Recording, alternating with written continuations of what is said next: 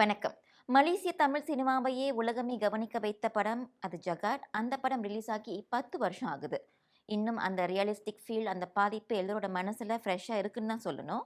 இப்போ அதனுடைய தொடர்ச்சியா மச்சாய் மற்றும் ப்ளூஸ் என்ற படங்கள சிக்கோலா இயக்கியிருக்காரு அதன் இயக்குனர் சஞ்சய் பெருமாள். அந்த 2 படங்களும் மிக விரைவிலேயே மலேசிய திரையரங்குக்கு வரப்போகுது.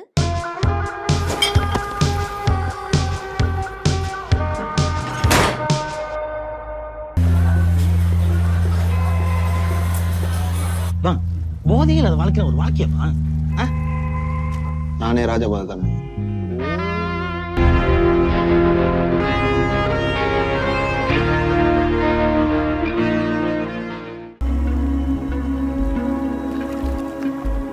முதல்ல என்னோட ஷார்ட் ஃபிலிம் ப்ரொடியூசர் மிஸ் சுபாவுக்கு ரொம்ப நன்றி.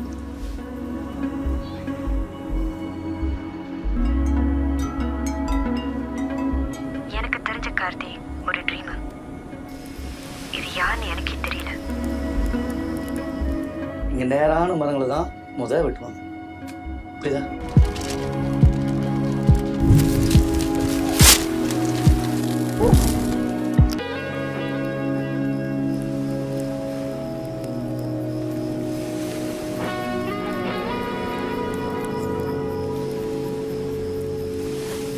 இப்போ இயக்குனரோடு சேர்ந்து இந்த 2 படங்களிலும் நடித்திருந்த 2 நடிகர்கள் நம்மோடு இணைஞ்சிருக்காங்க.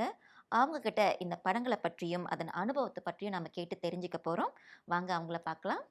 வணக்கம் சஞ்சய். வணக்கம். வணக்கம் கருணா. வணக்கம் சுபாஷினி. வணக்கம் மலேசியா ஸ்டூடியோக்கு வந்ததுக்கு நன்றி. சஞ்சய், இப்போ தொடர்ச்சி நிறைய கேள்விகளை பார்க்கறதுக்கு முன்பதாக ஜகாட் வெளிவந்து 10 ஆண்டுகள் ஆக போகுது. அதே பாணியில் இன்னும் 2 படங்களை நீங்கள் இயக்கி கூடிய விரைவில் நமக்காக கொடுக்க போறீங்க. இது எப்படிப்பட்ட உணர்வை உங்களுக்கு கொடுக்குது? ஒரே பாணியாங்கிறது வந்து எனக்கும் அது எப்படி எப்படி போடுறதுன்னு தெரியல. ஏன்னா ஜகாட் வந்து ஒரு கம்மிங் ஏஜ் க்ரைம் ட்ராமா அப்படின்னு சொல்லலாம். ஒரு ஃபேமிலிக்குள்ளார அப்படி நடக்கிற மாதிரி வரும். பட் அதுக்குள்ளார ஒரு ஒரு ஒரு ஒரு க்ரைம் பேக்ட்ராப் இருக்கும். மச்சாய் நீங்கள் பார்த்தீங்கன்னா க்ரைம் த்ரில்லராக இருக்கும். அது கொஞ்சம் ஸ்டைலைஸ் ரியலிசம் சொல்லுவோம். கொஞ்சம் ஸ்டைலைஸ் பண்ணப்பட்டதாக இருக்கும்.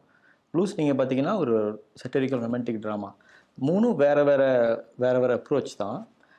பட் ஆனால் ஒரு ஃபீலில் நீங்கள் பார்த்துக்கிட்டிங்கன்னா மூணுக்கும் ஒரு ஃபீல் வரும்னு நினைக்கிறேன். அது ரொம்ப கஷ்டம் ஒரே ஃபீலை மெயின்டைன் பண்ணுது. அதை மெயின்டைன் பண்ணிட்டேன்னா எனக்கு தெரில. மேபி படம் பார்த்தவங்க சொல்லலாம். ப்ராபப்ளி பார்க்கும்போது அது வந்திருக்கா இல்லையா எனக்கும் சரியாக தெரியல. ஆனால் இது வந்து சீக்வல்னு சொல்கிறீங்களா? அது எப்படி சொல்ல வரீங்க நீங்கள்? சீக்வல் அப்படின்னா இது வந்து ஸ்பிரிச்சுவல் சீக்வல் சொல்கிறோம். சில பேர் மல்டிவர்ஸ்னு கூட சொல்லலாம். டைரக்ட் சீக்வல்னா இந்த கேரக்டர் வந்து அதே கேரக்டர் அதே பேர் அவங்க வந்து அடுத்தடுத்த படத்தில் போவாங்க இல்லையா. இதில் வந்து அப்படி கிடையாது. இந்த கேரக்டர் வேறு கேரக்டர் டோட்டலாக. இப்போ ப்ளூஸில் ஒரு கேரக்டர் பேர் கார்த்தின்னு இருக்கும். ஜகாடில் கேரக்டர் பேர் அப்போய். இதில் வந்து பேர் சியாம். டோட்டலி வேறு கேரக்டரு.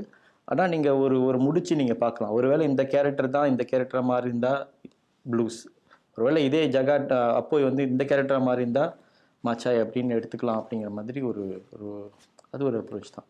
ஓகே.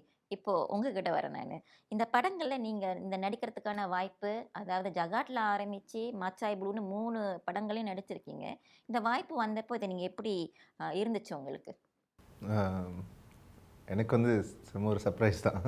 ஏன்னா நான் சஞ்சய் அண்ணன் வந்து 2010 ஒரு ஷார்ட் ஃபிலிம் நடித்தேன், கிக் ஸ்டார்ட்னு.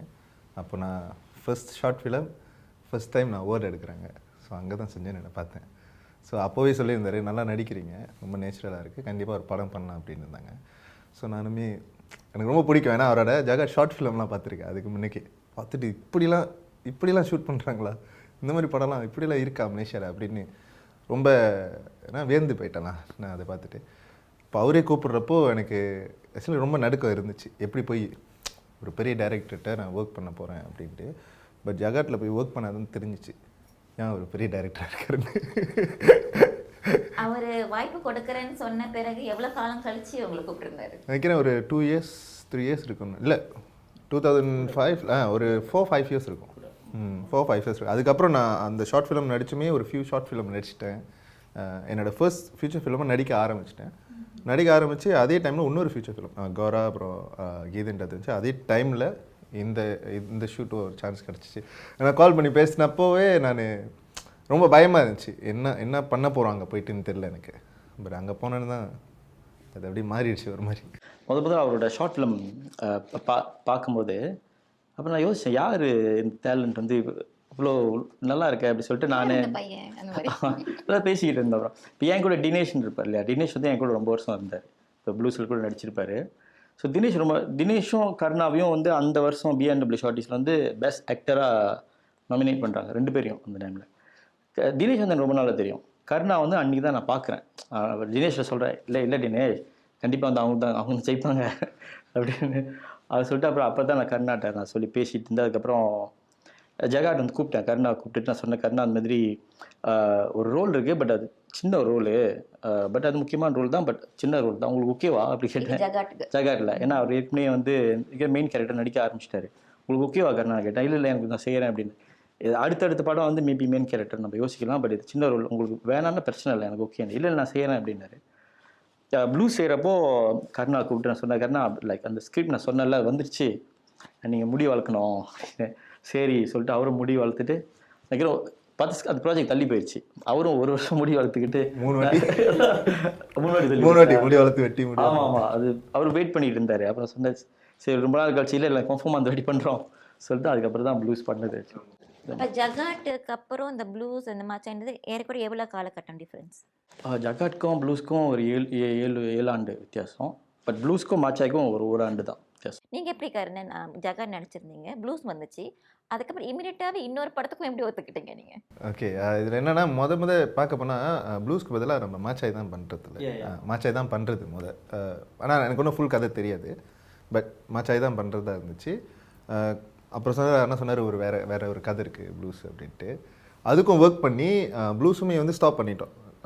ஸ்கிரிப்ட் எல்லாம் போனோம், நம்ம ரிஹர்சல்லாம் ஆரம்பித்தோம் பண்ணோம், பட் ஸ்டாப் பண்ணேன். அப்போ அவர் சொன்னது எனக்கு ஒன்றும் ஓகே. ஏன்னா சில பேர் நம்ம என்னாச்சும் ஒன்று பண்ணோன்னா பரவாயில்ல பண்ணிக்கலாம், இதில் மற்ற ப்ராஜெக்டில் பார்த்துக்கலாம், பட் இவர் வந்து கட் அண்ட் ரைட்டாக இல்லை, இது வந்து இப்போ எடுத்தால் நான் இதை நல்லா டெவலப் பண்ணிட்டு வந்தோன்னா இன்னும் பெட்டராக இன்னும் பயங்கரமாக இந்த கதைக்கு வந்து ஒரு முக்கியத்துவம் நல்லா கொடுத்தா இந்த கதை வெற்றி வரும் அப்படின்ட்டு அதை இன்னும் இழுத்துட்டு போகிறதுனால எனக்குமே இன்னும் நம்பிக்கை கூட அதிகமாக வந்துருச்சு. ஸோ நான் இது நடிச்சுட்டே இருக்கிறப்போ அப்போ நான் எதிர்பார்க்கல இன்னொரு படமும் என்னை வந்து கூப்பிடுவார் அப்படின்ட்டு. பட் சஞ்சய் என்கிட்ட சொல்லியிருந்தாங்க, நிறைய பேர் என்கிட்ட கேட்டாங்க நான் வந்து நடிக்கிறேன்ட்டு. பட் சஞ்சய் சொன்னாங்க எல்லா கேரக்டரும் நம்ம எடுத்தோம், பட் கர்ணனை மட்டும் ஃபிக்ஸ் பண்ணிட்டோம் அப்படின்னு சொன்னாங்க. அந்த ஒரு நம்பிக்கை தான் அவர் என் மேலே வச்ச நம்பிக்கை தான். நீங்கள் வந்து பார்த்தீங்கன்னா ரொம்ப டேரிங்கான ஒரு ரோல் இதில் பண்ணியிருக்கீங்க இல்லையா? ஸோ அந்த ரோலை அவர் வந்து உங்களுக்கு ப்ரொப்போஸ் பண்ணப்போ இல்லை உங்களுக்கு கேட்டதுக்கு நீங்கள் எப்படி ரியாக்ட் பண்ணீங்க? ஃபர்ஸ்ட் ரியாக்ஷன் எப்படி இருந்துச்சு? ஓகே, வந்து எனக்கும் சர்க்கும் எந்த கம்யூனிகேஷன் ஒன்றும் இல்லை அப்போ ஆக்சுவலி. ஸோ காயத்ரின்னு ஒருத்தவங்க தான் வந்து அப்ரோச் பண்ணி சொன்னாங்க. பட் அதில் வந்து இவ்வளோ டீட்டெயில் இருந்தது அப்போ தெரியாது. ஜஸ்ட் இந்த கேரக்டர் இப்படி தான், ஜஸ்ட் இப்படி தான். அதுக்கப்புறம் தான் காஸ்டிங் போகும்போது தான் இன்னும் டீட்டெயிலாக தெரிய வந்துச்சு. அதுக்கு முன்னே நான் கேட்டுக்கிட்டேன் இந்த கேரக்டர் வந்து எப்படி. ஸோ அதனால எக்ஸ்ப்ளனேஷன் கொடுத்தாங்க. காஸ்டிங்க்கு போனதுக்கு அப்புறம் தான் அந்த கேரக்டரோட டெப்த்து, அதோட அந்த ரோலோட ஹெவினஸ் அப்போ தான் எனக்கு அப்போ டபுள் தாட் வந்துச்சு அவங்களுக்கு? இல்லை, பிகாஸ் நான் வந்து எப்போவுமே சர்க்கோட ஒர்க் பண்ணணும்னு நான் ரொம்ப அவளை ஏங்கிட்டு இருந்தேன். கர்ணன் கூட தெரியும். ஸோ இந்த ஆப்பர்ச்சுனிட்டி கிடைச்ச உடனே சார் வந்து லேஸ்டே சும்மா இப்படின்னு ஒரு கேரக்டர் கொடுக்க மாட்டார். அவர் அங்கே கேரக்டர் எது கொடுக்குறாருன்னா அங்கே ஒரு ரீசன் இருக்கும். எந்த கேரக்டரும் அங்கே சும்மா இருக்காது. ஸோ இந்த ரோலுக்கு என்னை கூப்பிட்டுருக்காங்கன்னா காஸ்டிங் போனேன்னா யோசிக்கிறேன் நான். I just want to try it out. But நல்ல வேலை கிடச்சிருச்சு. சஞ்சய், இப்போ நீங்கள் சூஸ் பண்ண கேரக்டர் வந்து டைரக்ஷன் டைமில் வந்து ஜஸ்டிஃபை பண்ணாங்களா நீங்கள் சூஸ் பண்ணது ரைட் பர்சன் அப்படின்ட்டு டூரிங் ஷூட்டிங்கில்? ஓகே, மேபி அதுக்கு முன்னாடி சின்ன ஒரு கொஞ்சம் பேக்ட்ராப் ஆட் ஆன் பண்ணிக்கிறேன். சுபாவோட ஆக்டிங் நான் ஃபாலோ பண்ணியிருக்கேன். அவங்க நிறைய மியூசிக் வீடியோலாம் செய்வாங்க. பர்டிகுலராக நினைக்கிறேன் கல்வனை கண்டுபிடி நினைக்கிறேன், அப்படி ஒரு சீரீஸ் இருக்கும். ஸோ அதில் ஒரு சின்ன ஒரு ரோல் நடிச்சிருப்பாங்க. அந்த ரோல் வந்து ஜஸ்ட் லைக் அந்த இமோஷன் வந்து கரெக்டான இமோஷனில் கரெக்டாக கொடுத்துருந்தாங்க. அப்போ நினச்சேன், ஸோ இவங்களால் நடிக்க முடியும் ஆக்சுவலி. பட் இவங்களுக்கு அதுக்கான ரோல்ஸ் சரியாக கிடச்சதில்ல போல இருக்குது. பட் அவங்களால டெலிவர் பண்ண முடியும்னு எனக்கு கிட்டத்தட்ட தெரிஞ்சது அந்த டைமில். ப்ளூஸ் தான் முதல்ல ஷூட் பண்ணோம். ஸோ ப்ளூஸ்க்கு கூட அவங்கள மெயின் கேரக்டருக்கு வந்து நம்ம ஆடிஷன் பண்ணியிருந்தோம். மேபி அவங்களுக்கும் தெரியாது ஒரு விஷயம் என்னென்னா, ஆல்மோஸ்ட் அவங்க ஃபைனல் ஆக வேண்டியது, அவங்களை ஃபைனலைஸ் பண்ண வேண்டியது நம்ம ஆல்மோஸ்ட்டு. பட் ஏன் நம்ம ரூபினி சம்பந்தன் போனோம் அப்படின்னா, சுபாவோட கேரக்டர் வந்து அவங்க இன்னும் இந்த கேரக்டர் க்ரீம் ஆக்கும். அந்த கேரக்டர் வந்து ஒன்று கொஞ்சம் க்ரீம் ஆக்கும். கருணாவோட கேரக்டரும் க்ரீமாக இருந்ததில் 2 கேரக்டரும் க்ரீமாக இருந்தால் பேலன்ஸ் இருக்காது. ஸோ ஒரு கேரக்டர் வந்து லைட் அண்ட் ஈஸியாக இருக்கணும், ஒரு கேரக்டர் க்ரீமாக இருக்கணும். ஸோ அந்த மேட்ச்க்கு வந்து நம்ம ரூபினியும் ஃபைனலில் இருந்தாங்க, இவங்களும் ஃபைனலில் இருந்தாங்க. ஸோ நம்ம ரூபினியை 0 பண்ணோம். ஸோ அவங்களுக்கும் தெரியாது ஆக்சுவலி. அப்புறம் தான் வந்து சரி ஓகே மாச்சாயில் வந்து எப்படி அது ஒர்க் பண்ணலாம் அப்படி சொல்லிட்டு அப்புறம் அந்த அந்த கேரக்டர் நம்ம இது பண்ணோம். ஸோ அது லைக் நான் pretty much நான் வேலை செய்யக்கூடிய ஆக்டர்ஸ் எல்லாமே வந்து அவங்க என்ன பண்ணியிருக்காங்கன்னு எனக்கு தெரியும். அவங்க என்ன ரேஞ்ச் போவாங்க, காஸ்டிங் பண்ணுறதுக்கு முன்னாடியே அவங்க இந்த ரேஞ்சுக்கு வர முடியுமா தெரிஞ்சு தான் காஸ்டிங்கே கூப்பிடுவோம் முதற்கொண்டு. இல்லைன்னா நான் வந்து காஸ்டிங்கே கூப்பிட மாட்டோம். ஸோ சில பேர் வந்து எப்படி பண்ணுவோன்னா அவங்களுக்கு ஏறத்தாழ அந்த பொட்டென்ஷியல் இருக்குன்னு தெரியும், பட் இது வரைக்கும் பெர்ஃபார்ம் பண்ணியிருக்க மாட்டாங்க. ஸோ அவங்களையும் நம்ம காஸ்டிங் கூப்பிடுவோம். ஒருவேளை நமக்கு தெரியாமல் சில விஷயம் அவங்க வச்சுருக்கலாம் அப்படின்னு கூப்பிடுவோம். ஸோ அந்த அடிப்படையில் வந்து லைக் அதுக்கு கேள்விக்கு என்ன பதில் சொல்லணும்னா கிட்டத்தட்ட நமக்கு வந்து அந்த கேரக்டர்ஸ் தெரியும் அவங்களை கூப்பிட்றதுக்கு முன்னாடி. சஞ்சய் பார்த்தீங்கன்னா மலேசிய வாழ்க்கை சூழலை வந்து ஜகாட் ரொம்ப இயல்பாக காமிச்சிருந்துச்சு. ஏன்னா வந்து தமிழ் இந்திய திரைப்படங்களோட பாணி எதுவுமே இல்லாமல் முழுக்க முழுக்க மலேசிய சூழலில் வந்து ஒரு அமைப்பு தான் ஜகாட். அதே இயல்புத்தன்மையை இந்த ப்ளூஸ் அண்ட் மாச்சாயில் நீங்கள் கொண்டு வரதில் என்ன சவால் எதிர்நோக்குறீங்க? ஏன்னா ஜகாட் வந்தப்பே ஒரு 10 வருடம் கழித்து தான் இப்போ இது வருது பாருங்கள், 7 வருடம் அந்த மாதிரின்ட்டு. அதே மூட் அதை எப்படி நீங்கள் மெயின்டைன் பண்ண முடிஞ்சது உங்களால்? அந்த மூட் எப்படி மெயின்டைன் பண்ண முடிஞ்சேன்னுங்கிறது மேபி காரணம் வந்து நான் என்னையும் ஃபில்டர் பண்ணிக்கிட்டேன்னு நினைக்கிறேன். நான் நிறைய டிவி சீரீஸும் செஞ்சதில்லை, நிறையா வாய்ப்பு வந்தாலும் டிவி சீரீஸ் செய்ய மாட்டேன். இதெல்லாம் வந்து இப்போ ஜாப் கொடுத்துட்டு நீங்கள் ஒரு 3 மாதத்தில் டெலிவர் பண்ண முடியுமா அப்படி சொல்கிற ஜாப் எதுவுமே நான் எடுத்ததில்லை. ஸோ அப்போ எனக்கு கிட்டத்தட்ட தெரியும் நான் ஒரு ஜாப் எடுத்தேன்னா எனக்கு டைம் வேணும் அதில் ப்ரூவ் பண்ணணும்னு. ஸோ எனக்கு அந்த டைம் இருந்ததுனால நான் கிட்டத்தட்ட அந்த ஐடியா ப்ரூவ் பண்ணதுக்கு டைம் கிடச்சிச்சு நினைக்கிறேன். நம்ம ஏன்னா நிறைய பேர் கேட்பாங்க ஷூட்டிங் வந்து நீங்கள் எவ்வளோ நாள் பண்ணீங்க? நான் சொன்ன ஒரு படத்தை 2 வருஷம் டெவலப் பண்ணுவேன். ஷூட்டிங் வந்து ஒரு 6 மாதம் ஷூட் பண்ணுவீங்களா கேட்பாங்க. இல்லை ஷூட்டிங் 30 நாள் தான் பண்ணுவேன்னு. அப்போ அதுக்கு எவ்வளோ நாள் எடுத்துக்கிட்டீங்க? ஷூட் போகிறதுக்கு முன்னாடி அவ்வளோ வேலைகள் இருக்கும், 1 வருஷம் இருக்கும். ஸ்கிரிப்ட் எழுதுலேருந்து ப்ரீ ப்ரொடக்ஷன் பண்ணதுலேருந்து ஷூட்டை முடிச்சிருக்கைய விட அதுக்கு இன்னும் 1 வருஷம் தேவைப்படும். ஷூட்டிங்கிறது 1 மாதத்தில் பண்ணிடுவோம். ஆனால் அது ப்ரீசைஸாக நமக்கு வேணும் இல்லையா? அதுக்காக இவ்வளோ பெரிய மேபி அந்த இவ்வளோ டைம் எடுத்துக்கிறோம் இல்லையா? அந்த டைம் எடுத்துக்கிறதுனால தான் வந்து அதை மெயின்டைன் பண்ண முடியுதுன்னு நான் நினைக்கிறேன். இப்போ உங்கள் 2 பேர்கிட்டையும் ஷுபா நீங்கள் சொல்லுங்கள், இவரோட அந்த எக்ஸ்பெக்டேஷனை ஈடு கொடுக்கறதுக்கு நீங்கள் எந்த வகையில் தயாரானீங்க? ஏன்னா சொன்ன மாதிரி ரொம்ப கிரிட்டிக்கலான ரோல் உங்களுடையது, அதுக்கு நீங்கள் எப்படி தயாரானீங்க? ஸோ நான் எப்பவுமே வந்து வீட்டுக்கு வந்து நான் திரும்பி வந்து ஸ்கிரிப்டை படித்து ஹோம்ஒர்க் பண்ணுறது அது எல்லாமே இருந்துச்சு. And then once I got to know that இந்த கேரக்டர் வந்து கருண் என்ன பண்ணுறாங்கன்னு சொன்னதுக்கப்புறம் நானும் கருணும் தனியாக ரிஹர்ஸ் பண்ணுவோம். பிஃபோர் திரும்பி என்னது ரிஹர்சல் பண்ணிட்டுக்கு முன்னாடி நாங்கள் 2 பேரும் ஃபியூ டைம்ஸ் பண்ணிக்கிட்டு அது இம்ப்ரூவைஸ் பண்ணி பண்ணுவோம். சார் கிட்ட வந்து பியூட்டிஃபுல் திங் என்னதுன்னா அவர் கொடுத்துட்டார்ல இந்த இந்த என்னது இந்த சீன் கொடுத்துட்டார்ல செட்டு. சரி ஓகே இது 2 பேரும் நீங்கள் எப்படி டெலிவர் பண்ண போகிறீங்க, how I you going to டூன்னு செஞ்சுட்டு நம்மக்கிட்ட விட்டுருவார். ஸோ இது நம்ம 2 பேரும் எப்படி ஒர்க் பண்ணோம், இது அந்த சீனை எப்படி கொண்டு வந்தோன்னு ஒன்று இருக்குது. அண்ட் தென் அதில் வந்து சார் வந்து ஆட் பண்ணுவார், இல்லைன்னா தேவையில்லைன்னா அங்கேயே எடுத்துருவார். So he gave us a chance to ஒரு ஆக்டருக்கு லைக் என்ன சொல்கிறது ஆப்பர்ச்சுனிட்டி கொடுத்தாரு. ஓகே இந்த கேரக்டர் எப்படி பண்ணுவீங்க 2 பேரும் சேர்ந்து அந்த ஒரு இது இருந்துச்சு. ஸோ ஹோம்ஒர்க் எப்படின்னு கேட்டிங்கன்னா இதுதான் அந்த ஹோம்ஒர்க். ஷூட்ப்பா ரிஹர்சல் வரதுக்கு முன்னுக்கு நீங்கள் இன்னொரு ப்ரீ ரிஹர்சல் பண்ணியிருக்கீங்க. ஆமாம், அண்ட் கருண் தெரிஞ்சதுக்கப்புறம் யாருன்னு தெரிஞ்சதுக்கப்புறம் நான் அவங்க கூட பண்ணோம் ஆக்சுவலி. ஓகே ஓகே நீங்கள் சொல்லுங்கள் கருண். இதுலேருந்து முழுக்க ரிஹர்சல் தான் சொல்லுவேன். ஏன்னா நான் இது வரைக்குமே நடித்த படமும் சரி எனிதிங் என்ன இருந்தாலும் சரி நம்ம போனோன்னே ஒரு 1 வீக் முன்னுக்கு பேசுவோம், போனோடனே ஷூட் பண்ணி இது பண்ணிடுவோம். பட் எனக்கு ஒரு விஷயம் இருந்துச்சு. பட் 1 வீக் முன்னுக்கு இருந்தாலுமே அந்த 1 வீக் முன்னுக்கே கிடச்சாலும் நான் 1 வீக்குமே படிப்பேன் ஸ்கிரிப்டை. நான் அத்தனை வாட்டி படிப்பேன் ஸ்கிரிப்டை. ஸோ நார்மலாக எடுத்தோன்னே ஜஸ்ட் 1 வாட்டி 2 வாட்டி பார்க்க மாட்டேன். போயிடும் ஒரு 40-50 வீக்கெலாம் போயிருக்கேன் நான். ஸோ அதை படித்து ஸோ அந்த மாதிரி ஒரு எண்ணம் இருக்கிறனால நினைக்கிறேன் கரெக்டான ஆள் எனக்கு அமைஞ்சனால. ஸோ எனக்குமே இன்னும் இப்போ மாச்சாய்க்கு நம்ம நீர்மல் நெருப்புக்கு வந்து 1.5 மாதம் பண்ணோம். இது ப்ளூஸ்க்கு வந்து 1.5 மாதம் பண்ணோம். ஸோ அதுக்கப்புறம் மாச்சாய்க்கு வந்து 2 மாதம். ஸோ சஞ்சய் என்கிட்ட கேட்டிருந்தாங்க, சொல்லுங்கள் கருணா இதுக்கு 1 மாதம் ஓகேவா அப்படின்ட்டு. நான் சொன்னேன் 2 மாதம் போகலாமான்னு கேட்டேன். ஓகே சொன்னாங்க 2 மாதம் போகலாம் அப்படின்ட்டு 2 மாதமே ரிஹர்சல் பண்ணோம். இது முழுக்க ரிஹர்சல் என்ன நம்ம கூட நடித்தவங்களாம் எல்லாமே செம்ம ஆக்டர். ஸோ சுபாஷினியாக இருக்கட்டும், இர்ஃபானாக இருக்கட்டும், உங்கள் குபேனாக இருக்கட்டும், சூப்பராக நடித்தாங்க. அப்புறம் மலே சைட்லேருந்து ஃபியூ பேர் வந்தாங்க. ஒரு 2 சீனில் தான் நான் எல்லாம் பெரிய பெரிய ஆக்டரு. நான் அவங்களாம் டிவியில் பார்த்துருக்கேன், லைக் தியேட்டரில் பார்த்துருக்கேன். ஃபஸ்ட் டைம் அவங்க கூட நடிக்கிறப்போ அங்கே நான் ஒரு மெயின் கேரக்டராக நடிக்கிறேன், அவங்க ஜஸ்ட் இப்படி வந்துட்டு போகிறாங்க.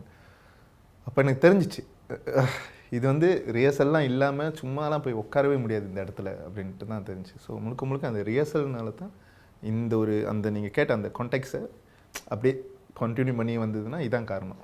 இந்த கேரக்டர் நீங்கள் கேரி பண்ணுறப்போ உங்களுக்கு இமோஷனலாகவோ பர்சனலாகவோ ஏதாச்சும் ஒரு சேலஞ்சஸ் இருந்துச்சுங்களா உங்களுக்கு? ஆக்சுவலி நிறைய இருந்துச்சு.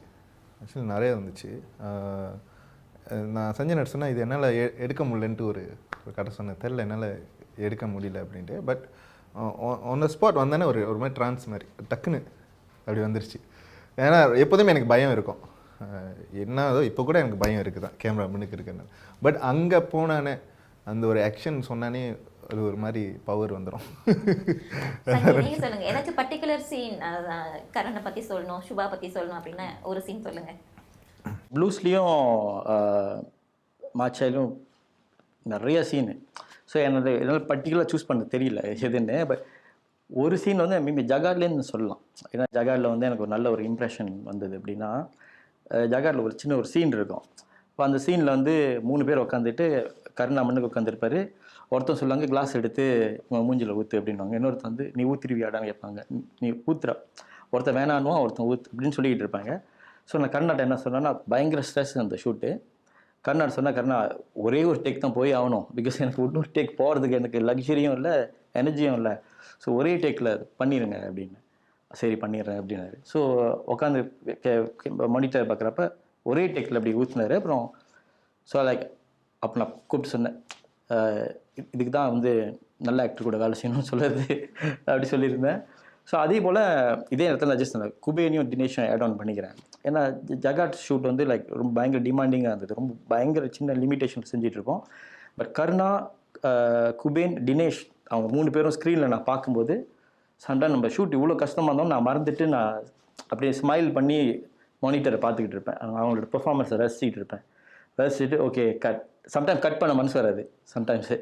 சரி ஓகே இந்த பெர்ஃபார்மன்ஸ் நம்ம பார்த்துக்கிட்டு இருப்போம். ஸோ அந்த மாதிரி அதனால் எனக்கு மாச்சாயிலையும் ப்ளூஸ்லேயும் நீங்கள் ப்ளூஸ்லேயாவது வந்து ஒரு சர்டன் சீன் வருவார். மாச்சாயில் வந்து கிட்டத்தட்ட ஒரு 132 சீன் அதை ட்ரீம் பண்ணி ஒரு 80 வந்துருக்கு. 80 சீன்லேயும் அவர் இருப்பார் ஆக்சுவலி.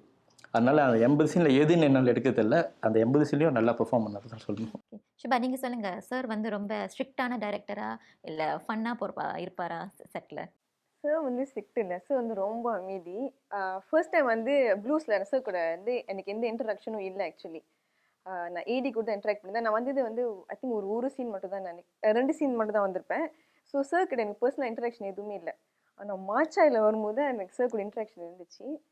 இவர் பார்க்க தான் இப்படி இருப்பார், ஆனால் சார் வந்து very friendly, very very welcoming. Sir கிட்ட இருந்து ஈஸியாக நீங்கள் எந்த கேள்வி கேட்டாலும் பொறுமையாக உட்காந்து பதில் சொல்லுவார், எக்ஸ்பிளைன் பண்ணுவார். ஸோ ஒரு ஸ்கிரிப்ட்லாம் கிடையாது. சார் நீங்கள் சொல்லுங்கள், 2 பேரும் யார் நிறைய ரீடேக் போனா? இல்லை ரீடேக் யாரும் போகல. ஏதாச்சும் ஃபன் மொமெண்ட்ஸ் இந்த செட்டில்? 20 ஹவர்ஸ் ஃபன்னாக தான் இருந்துச்சு. ஃபன் மொமெண்ட்னா குபேன் கூட இருந்தது முக்கால்வாசி ஃபுல்லாகவே ஃபன்னாக தான் இருந்துச்சு. இன்னொன்று வந்து ஒரு சீன் இருக்குது, அது இது படத்தில் தான் வரும் போல இருக்குது. அது கார்லேருந்து இறங்கி போகிறது சொல்லலைங்க அந்த சீனை பற்றி. ஸோ அந்த சீன் வந்து செம்ம ஃபன்னாக இருந்துச்சு. ஆக்சுவலி எல்லாம் கிளாப் பண்ணாங்க, அந்த சீனுக்கு எல்லாம் கிளாப் பண்ணாங்க. நானுமே வந்து ஒரு மாதிரி ஆமாம் நடந்துருச்சா, எப்படி நடந்துச்சா அப்படி இருந்தேன். அண்ட் நம்ம ஆன் த ஸ்பாட் வந்து நம்ம பெர்ஃபார்ம் பண்ணிக்கிட்டே இருப்போம். சிலது வந்து ஸ்கிரிப்ட்லேயும் டைலாக்லேயும் இருக்காது, பட் ஆன் த ஸ்பாட் வர்றது தான். எனக்கு முக்கால்வாசி குபேன் நடிக்கிறப்போ சீரியஸ்னஸ் இருக்கும், சிரிப்பு வந்துடும். பட் ஆனால் அது அப்படியே அடக்கிக்குவேன், ரொம்ப இதாக அடக்கி வச்சுருப்பேன். அதெல்லாம் எனக்கு ரொம்ப ஃபன்னாக தான் இருந்துச்சு ஆக்சுவலி. இந்த மாச்சாயில் வந்து பார்த்தீங்கன்னா சில சீன்ஸ் வந்து பார்த்தீங்கன்னா டார்க் ஹியூமர் கூட நடுவில் இருக்குது. அது எப்படி டெலிவர் பண்ணாங்க உங்களோட ஆக்டர்ஸ்லாம்? நல்லாவே இது பண்ணாங்க ஆக்சுவலி. அவங்களுக்கு வந்து அந்த கான்டெக்ட்ஸ் புரியணும் இல்லையா. ஆக்டருக்கு முதல்ல வந்து இது ஆக்சுவலி காமெடி, இது வந்து வேற ஒரு லேயர் காமெடி அப்படிங்கிறது மாதிரின்னு சில விஷயங்கள் வந்து அவங்க ஸ்கிரிப்டில் உள்ளதை அண்டர்ஸ்டாண்ட் பண்ணிட்டாங்க. சில விஷயம் வந்து ஸ்கிரிப்டில் இல்லாதது ஒன்று கொடுப்பாங்க திடீர்னு. ஸோ நம்ம பார்ப்போம், நல்லா இருக்கு. அதனால தான் ரிஹர்சல் வைப்போம். ரிஹர்சல் ஏன் வைப்போம் அப்படின்னா ஸ்கிரிப்டில் உள்ளதை அவங்க உள்வாங்கிக்கிட்டு சம்டைம்ஸ் அதுக்கு மேலே இன்னொன்று ஆட் ஆன் பண்ணுவாங்க. ஃபார் எக்ஸாம்பிள் குபேன் சொல்லணும்னா சியாம் கேரக்டர் கர்ணா வந்து கூட்டிகிட்டு போகிற எனக்கு அவனை யாருன்னு தெரியாது, நீ பாட்டுக்கு அவனை வர சொல்கிறேன்னு எனக்கு தெரியுமே அப்படின்னு அது வந்து ஆன் த ஸ்பாட் திடீர்னு செஞ்சார். அப்போ நாங்கள்லாம் சிரிச்சுட்டு சரி நல்லா இருக்குது இதையும் எடுத்துக்குவோம். So most of the time வந்து அந்த டாக் ஹியூமர் வந்து நம்ம எழுதுனது, அதுக்கு மேலேயும் ஆக்டர்ஸ் இம்ப்ரூவைஸ் பண்ணதும் இருக்குது. ஸோ அதனால் ஆக்சுவலி ரொம்ப ஃபன்னாக இருந்தது ஒர்க் பண்ணதுக்கு. ஆக்சுவலி கர்ணன், இதுக்கு வந்து பார்த்தீங்க அந்த படங்களுக்கு வந்து அவார்ட் வாங்குறதுக்காக நீங்கள் ஒரு இடத்துக்கு போயிருந்தீங்க. அந்த அனுபவம் எப்படி இருந்துச்சு சொல்லுங்கள். எங்கே போனீங்க அந்த அனுபவம்? ஃபிலிம் ஃபெஸ்டிவல் போயிருந்தேன். நான் ராட்டர்டாம் போயிருந்தேன். ஸோ மாச்சாய் மொதல் வந்து வியட்நாம் போயிருந்தேன் ப்ளூஸ்க்காக. ஸோ ப்ளூஸ் பெர்ஃபார்ம் பண்ணுறப்ப அங்கே வந்து ஃபுல்லாக எல்லாம் வேறு லாங்குவேஜ் பேசுகிறவங்க எல்லாமே. நம்ம நார்மலாக நம்ம சைனீஸ் படம்போது பார்த்தா நம்ம லாங்குவேஜ் புரியாது, பட் சப்டைட்டில் தான் பார்த்து இது பண்ணுவோம். பட் அங்கே அவங்க பார்த்தது இந்த ப்ளூஸை பார்த்ததுமா லாங்குவேஜ் புரிஞ்சு தெரிஞ்ச மாதிரி பார்த்துருந்தாங்க. நானுமே உங்களுக்கு புரியுதா சிரிக்கிறாங்க, காமெடி வந்தால் சிரிக்கிறாங்க. அது சின்ன சின்ன காமெடி, அது நம்ம கூட சில பேர் கேட்டுட்டு சும்மா தான் இருப்போம். ஆனால் அவங்க சிரிச்சாங்க, அவங்க அதை அப்படி கொண்டாடுறாங்க. ஸோ அப்போது ஒன்று புரிஞ்சுக்கிட்டேன், இது வந்து லாங்குவேஜ்லாம் முக்கியம் இல்லை, நம்மளோட ரியாக்ஷன் நம்ம பெர்ஃபார்மன்ஸ் தான் முக்கியம் அப்படின்ட்டு. உண்மையிலே ரொம்ப என்ஜாய் பண்ணேன்.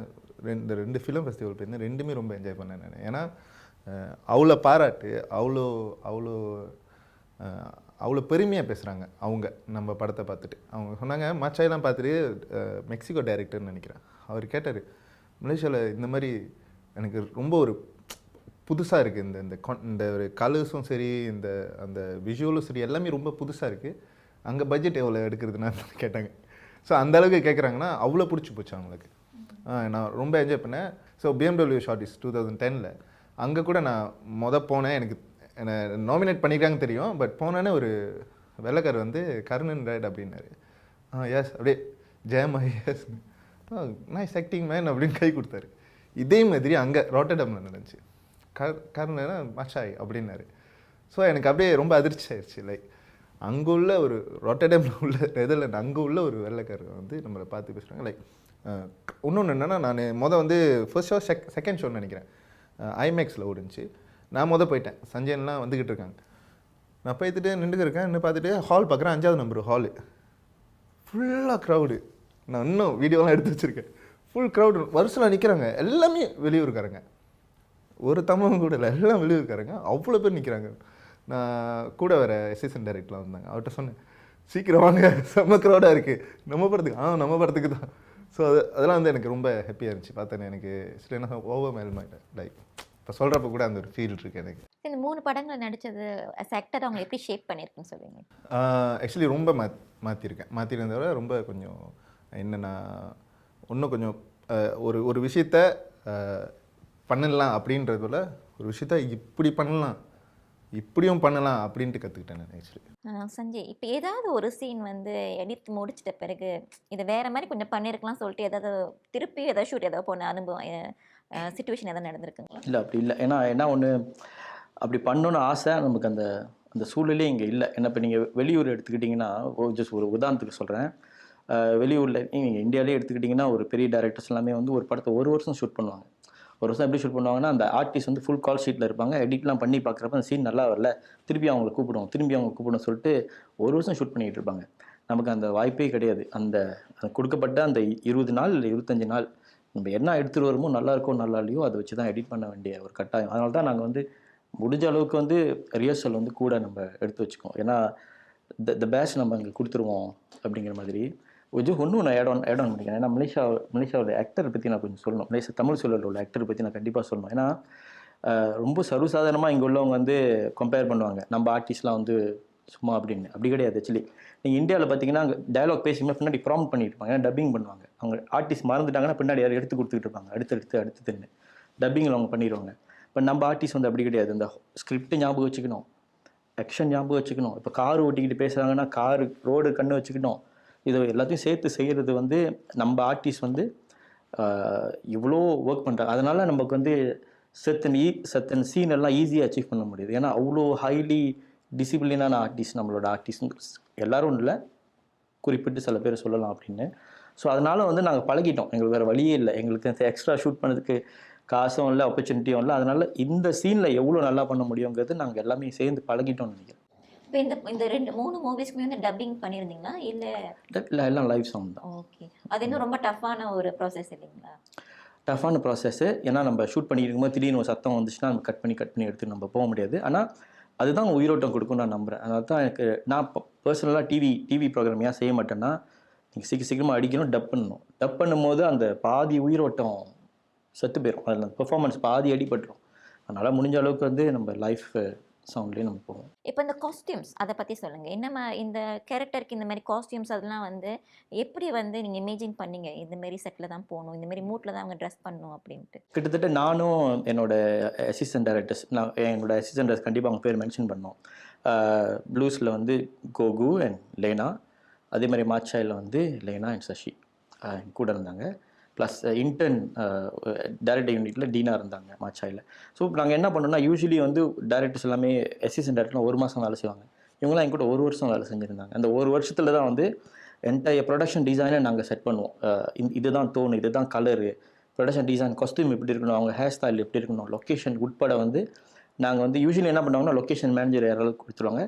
மற்ற படத்துக்கு என்ன சஜஸ்ட் பண்ணுவாங்களோ அதுதான் கொண்டு வந்து கொடுப்பாங்க.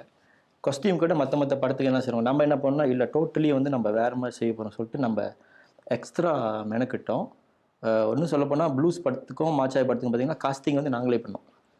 யூஸ்வலி காஸ்டிங் தனியாக பண்ணுவாங்க. இந்த டைரக்டர் யூனிட்டே வந்து நாங்கள் காஸ்டிங் உட்பட நம்ம எல்லாமே பண்ணதுனால அந்த படத்தில் பார்க்குற ஒவ்வொன்றும், இப்போ அந்த கேரக்டர் கண்ணாடி போட்டிருக்காங்களா, இல்லை முடி இப்படி கேர்லியாக இருக்கா, இல்லை ட்ரெஸ் இப்படி பண்ணியிருக்காங்களா, ஒவ்வொன்றும் ஸ்கிரிப்டில் டீட்டெயிலாக எழுதப்பட்ட விஷயங்கள் தான். இந்த குபீன் அவரோட கேரக்டரை பற்றி நீங்கள் சொல்லுங்கள். ஏன் வந்து பர்டிகுலர் அந்த கேரக்டர் குபீனை நீங்கள் சூஸ் பண்ணீங்க? ஏன்னா குபீனுமே வந்து பார்த்தீங்கன்னா 3 படங்கள்லேயும் வந்து தொடர்ச்சி அவங்க கூட நடிச்சிருக்காரு.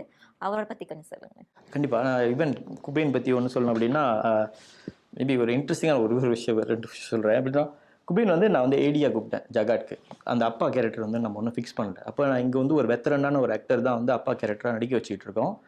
ரிஹர்சல் பண்ணுறப்ப நான் மணி ஆச்சு கிளம்பலாமா கேட்டுக்கிட்டே இருந்தார்.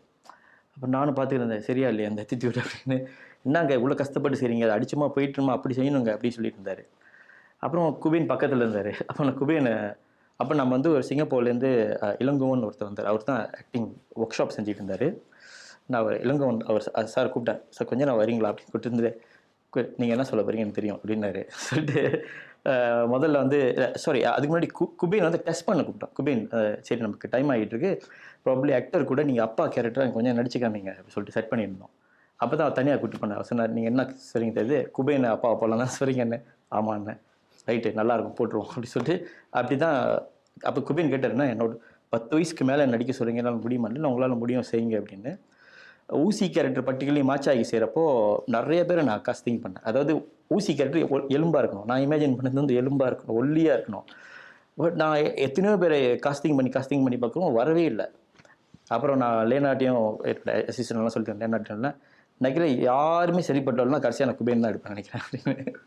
ஸோ அப்புறம் குபேன் எடுத்தோம். எப்படின்னா ஊசின்னு சொல்லிடுறீங்க, அது பரவாயில்ல, அது பிரச்சனை இல்லை, ஊசி முன்ன எலும்பாக இருந்தால் இப்படி ஆகிட்டான், அவ்வளோதான், மேட்ரு இல்லை, நீங்கள் நடிக்கிறீங்க அப்படின்னு சொல்லிட்டு. ஸோ எப்படின்னா அவங்க மேலே உள்ள நான் வச்சுருக்கேன், அவங்க மேலே வச்சுருக்க நம்பிக்கை தான். பர்டிகுலர்லி கருணா, அப்புறம் தினேஷ், அப்புறம் குபேன், இவங்க மேலே நான் ரொம்ப நம்பிக்கை வச்சுருக்கேன். லைக் ஸ்டில் இவங்க வந்து கொஞ்சம் கற்றுக்க வேண்டியது இருக்குது, ஒரு பயங்கர ஒரு ஆக்டர் ஆகிறதுக்கு. பட் ஐ ஜஸ்ட் ஹோப் இங்கே உள்ள சூழல் வந்து அவங்களுக்கு வந்து அவங்க அவங்க 3 பேர்த்து தவிர்த்து இன்னும் நிறையா ஆக்டர்ஸ் இருக்காங்க, சுபா உட்பட நிறைய பேர் இருக்காங்க. ஸோ நிறைய பேர் நல்ல பேர் சொல்ல முடியல, பட் இவங்களுக்கு இன்னும் நல்லா வாய்ப்பு வரணும்னு நான் எதிர்பார்க்குறேன். ஓகே சுபா, இப்போ ட்ரெய்லர்லாம் வெளியே வந்துருச்சு. ஸோ இதை பார்த்துட்டு மக்கள் உங்கள் ரோலுக்கு என்ன மாதிரியான கமெண்ட்ஸ் கொடுத்துட்ருக்காங்க, அதை நீங்கள் எப்படி ஃபேஸ் பண்ணுறீங்க? ஓகே, முன்ன வந்து இதெல்லாம் ரொம்ப பாதிக்கும்னு, பட் இப்போ வந்து எனக்கு புரிதல் வந்தனால இதை அப்படியே கண்டுக்காம இதை நான் விட்டுறேன். நான் ஒரு ஆக்டர் கிட்ட போயிட்டு நீ இப்படி நடிக்கக்கூடாது, நீ இப்படி தான் நடிக்கணும்னு ஒருத்தவங்க சொல்லக்கூடாது. ஒரு ஆக்டரை அவங்க போக்கிலே விட்டுறணும், அப்போ தான் அவங்களும் க்ரோ பண்ண முடியும். இந்த மாதிரி கிரிட்டிசிசம்க்கு நம்ம பயந்து உட்காந்துருந்தோம்னா நான் வந்து இப்படி தான் இருப்பேன், என்னால் வளரவே முடியாது, நான் வந்து வேறு கேரக்டர்ஸை எக்ஸ்ப்ளோர் பண்ணவே முடியாது. இப்போ நான் பண்ண கேரக்டர் பேர் வந்து லேடி வித் நோ நேம். அது ஒரு கேரக்டர், அது ஒரு ரோல். எனக்கு இது புதுசாக இருந்துச்சு பண்ணுறதுக்கு. இப்போ மக்கள் கமெண்ட்ஸ்லாம் பயந்துட்டு இருந்தேன்னா இதனால் அனுபவிச்சிருக்க முடியாது. ஸோ ஐ திங்க் அது வந்து கிரிட்டிக்ஸ் அவங்களுக்கு வந்தது. சில உங்கள் ஃபேன்ஸ் இருப்பாங்களா, அவங்க ஃபேன்ஸ் உங்களோட அந்த ட்ரெய்லரை பார்த்துட்டு என்ன சொன்னாங்க? ஆக்சுவலி ஃபேன்ஸ் வந்து அவங்க they actually looking forward for the movie. இதை நான் ரொம்ப ஆனஸ்டாக சொன்னேன்னா ரொம்ப எதிர்பார்க்குறாங்க இந்த படத்தை பார்க்கறதுக்கு. ஆனா கூட இருக்காங்கல்ல, என் கூட க்ளோஸாக இருக்காங்கல்ல, அவங்களால ஏற்றுக்க முடியல. ஏன் இப்படி பண்ண அப்படின்ட்டு. தென் அப்போ தான் நான் யோசித்தேன், என் கூடயே இருக்கீங்க, ஆனால் எனக்கு என்ன பிடிக்கும், என்னை புரிஞ்சிக்காம பேசுறது தான் எனக்கு ரொம்ப ஹர்ட் ஆச்சு. கர்ணன் நீங்க சொல்லுங்க. இப்போ நீங்க வந்து பார்த்தீங்கன்னா, டிஃப்ரெண்ட் ரோல் நடிச்சிருக்கீங்க. ஃபன்னாவும் நடிச்சிருக்கீங்க அந்த மாரின்ட்டு. இப்போ அந்த ஒவ்வொரு மாற்றத்தையும் நீங்க வந்து எப்படி ஒரு ஆக்டரா நீங்க வந்து ஸ்க்ரீன்ல குடுக்குறீங்க நீங்க? அந்த கேரக்டருக்கு வேண்டியது தான் ஆக்சுவலி. ஸோ நான் எப்போதுமே அது யோசிப்பேன், கேரக்டருக்கு வேண்டியது என்ன. ஸோ இது கர்ணனாக இருக்கக்கூடாது அப்படின்ட்டு. அப்போ அந்த கேரக்டருக்கு ஒரு பேர் வச்சுட்டாங்கன்னா அது ஃபுல் டீட்டெயில் நாங்கள் பேசிக்கிட்டே இருப்போம். அது பேசிக்கிட்டே இருப்போம். அதான் அந்த டைமிங் தான் நம்மளுக்கு. இந்த இப்போ மேட்சாக்கு 2 மாதம் டைம் இருந்ததுன்னா நிறைய பேசுவோம். ஏன்னா மார்னிங் பிரேக்ஃபாஸ்ட் டு டின்னர் வரைக்கும் இருப்போம் கூட. சப்போ வரைக்கும் போயிடுவோம், 2 மணிலாம் ஆயிருக்கு. ஸோ அந்த கேரக்டர் வந்து தினமும் பேசி பேசி பேசி உள்வாங்கி அந்த கேரக்டர் வந்து ஃபுல்லாக உள்ளே பூந்துடும். ஸோ ஒவ்வொரு விஷயமும் ஒவ்வொரு கேரக்டர்லேருந்து ஒன்று. ஏன்னா நம்ம நினைக்கிறேன் ப்ளூஸ்க்கு முடிச்சுட்டு 1 இயர் கழிச்சு தான் மாச்சாய் போயிருந்தோம். பட் ப்ளூஸ்லாம் இது பண்ணிவிட்டு ரொம்ப நாள் அந்த ப்ளூஸோட கேரக்டர் வந்து எனக்குள்ளே தான் இருந்துச்சு. அது ஃபீல் பண்ண முடிஞ்சிச்சு. ரொம்ப சேடாக இருப்பேன், ரொம்ப மூடியாக இருப்பேன். யானே புரிஞ்சிக்கிறதுக்கு அவ்வளோ நாள் ஆச்சு. என்ன அப்புறம் இருந்துச்சு, ஓ இது என் செல்ஃப் இல்லை, இது கர்ணனே இல்லையே. கேட்பாங்க, என்னால் அநியாயம் பண்ணுவேன், சேட்டை பண்ணுவேன், உட்டுமே இல்லை, அப்படி தான் இருக்கு, அப்படி இருந்துச்சு. பட் அதுக்கப்புறம் ஒரு கேரக்டர் எடுத்துகிட்டு பண்ணுறப்போ என்ன பேசுகிறேன், நீ நான் இந்த மாதிரி பேசிக்கிட்டு இருக்கேன். ஸோ அப்போ தெரிஞ்சு ஓகே இது வந்து சியாம் மாச்சாயிலேருந்து சியாம் கேரக்டர். ஸோ அப்போ தான் என்னை பற்றி நான் ஒன்றும் புரிஞ்சுக்கிட்டேன். என்னால் ஒவ்வொரு கேரக்டரை எடுத்து நடிக்க முடியும். என்னால் மிமிக் பண்ண முடியாது ஆக்சுவலி. நீங்கள் இப்போது ரஜினி மாதிரி செய்ய சொன்னீங்களோ, கமல் மாதிரி செய்ய என்னால் பண்ணவே முடியாது. இன்னொன்று நான் ஆடிஷன் போனதில்லை. அதான் என்னோட நான் இத்தனை வருஷத்தில் ஆடிஷன் நான் போனதில்லை. என்னை பார்த்து ஓகே நடிக்க முடியும்னு கூப்பிட்டு நான் போய் நடிச்சுட்டு தான் உண்டு. ஸோ என்னால் அந்த மாதிரி டைலாக் பார்த்து இந்த மாதிரி நடிச்சுலாம் காட்ட முடியாது. ஒரு கேரக்டர் கொடுத்தா நான் அதை க்ரியேட் பண்ண முடியும் அந்த கேரக்டர் என்னால். ஸோ எனக்கு அந்த ஒரு இது வந்து கடவுள் கொடுத்தது. ஸோ அது இருக்கிறதுனால நான் தப்பிச்சிட்டேன். ஆனால் மக்கள் வந்து இல்லை ஃபேன்ஸ் பார்த்தீங்கன்னா ஈஸியாக கம்பேர் பண்ணுவாங்க இல்லையா? ஒன்று மலேசியாவில் இருக்கின்ற நடிகைகள் கூட கம்பேர் பண்ணுவாங்க. இன்னொன்று வந்து பார்த்தீங்கன்னா இந்திய திரைப்படங்களோட கம்பேர் பண்ணுவாங்க. அந்த மாதிரி விஷயங்கள்லாம் 2 பேரும் எப்படி சமாளிப்பீங்க? அதை எப்படி நீங்கள் ஃபேஸ் பண்ணுறீங்க? எனக்கு பிகினிங்கில் நிறைய பேர் சொல்லுவாங்க, இந்த மாதிரி இருக்குது, அந்த மாதிரி இருக்குது, இந்த மாதிரி இருக்குது அப்படின்னு. நான் சொல்லுவேன் லைக் இந்த மாதிரி இருக்குது, சாயலில் இருக்கலாம். ஏன்னா நம்ம சில பேரை பார்த்தாலுமே இவர் பார்க்க இப்படி இருக்கு அந்த சாயலில். ஏன்னா நம்ம எல்லாமே லைக் எத்தனை பேர் நம்ம பார்க்குற 10 பேரில் 2 பேர்னாச்சும் நம்ம சாயலில் இருப்பாங்க லைட்டாக. ஸோ யாரோ சொல்லுவாங்க நீங்கள் இந்த மாதிரி இருக்கீங்க அப்படின்ட்டு. பட் அதுக்காக வந்து எனக்கு என்னென்னா, அதுக்காக நான் அவங்க மாதிரி பெர்ஃபார்ம் பண்ணணுன்னு நினச்சதே இல்லை. நான் கேரக்டர் ஏற்ற மாதிரி அப்படியே போயிட்டுருப்பேன். அப்புறம் ஒரு கட்டத்துக்கு அப்புறம் எனக்கு புரிஞ்சிருச்சு. ஸோ சில பேர் வந்து கேட்டாங்க, ஹீரோ பண்ணியிருக்க எதுக்கு வில்லன் பண்ணியிருக்க எதுக்கு இது பண்ணுற அப்படின்ட்டு. பட் அந்த கேட்ட 10 பேரில் ஒரு ஆளாக தான் இருக்கும், இல்லை 2 பேர். மற்றவங்களாம் புரிஞ்சிக்க ஆரம்பிச்சிட்டாங்க, ஓ இவன் வந்து கேரக்டர் எடுத்து நிறைய பண்ணுறான். ஸோ அப்போது அதுக்கப்புறம் எல்லாமே மாறிடுச்சு. நீ இது பண்ணாலும் செம்மையாக பண்ணுற, ஹீரோ பண்ணதும் நல்லா இருக்குது பார்க்குறதுக்கு அப்படி. ஏன்னா எனக்கு வந்து கேரக்டர் ட்ரை பண்ணணுன்னு எப்போதுமே இருக்கும் மைண்டில். உண்மையாக சொல்ல நான் வந்து கமலோட செம்ம ஒரு ஃபேன் நான். ஸோ ரஜினி படம்லாம் பார்ப்பேன் எல்லாமே. பட் பெர்ஃபார்மிங் வைஸ் கமலோட செம்ம ஒரு ஃபேன்.